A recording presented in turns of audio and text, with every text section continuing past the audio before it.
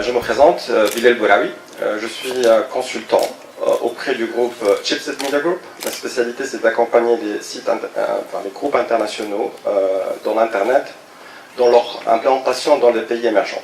Donc j'accompagne Tayara depuis 6 mois et je voudrais vous parler de certaines choses. Je suis certain que vous vous posez des questions, donc j'aimerais prendre un peu l'initiative de répondre à certaines de ces questions-là.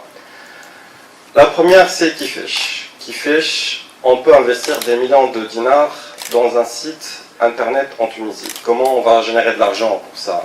Comment ça peut être rentable? Est-ce que c'est Jam'iyya Khairiyya ou elle Kifish? Comment on peut avoir 30 ou 40 membres de l'équipe à Stockholm, pour payer au salaire européen, pour un projet comme ça, à Tayara?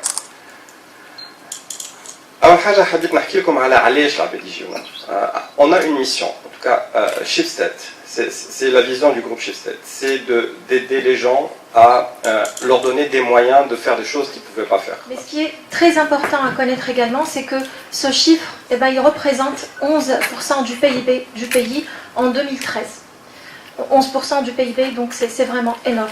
Et donc on peut très bien imaginer, et ce chiffre il peut très bien également témoigner de la taille inégalée du marketplace qui est derrière ce chiffre et derrière Tayara. Donc quand on dit justement marketplace, donc moi j'aimerais bien partager avec vous justement cette photo pour qu'on puisse projeter ensemble et imaginer cette taille inégalée de marketplace qui devient la plus grande marketplace, place de marché sur le marché tunisien.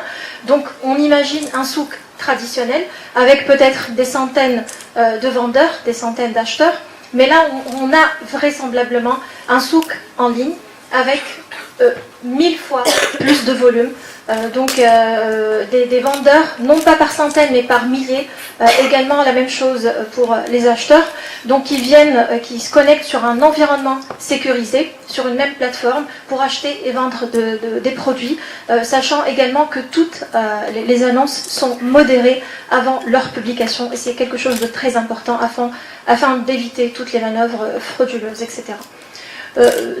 Mais qui se cache? D'où vient en fait ce concept de Tayara? Tayara est justement propriété de SEM Venture, qui appartient au groupe norvégien Schibsted Media.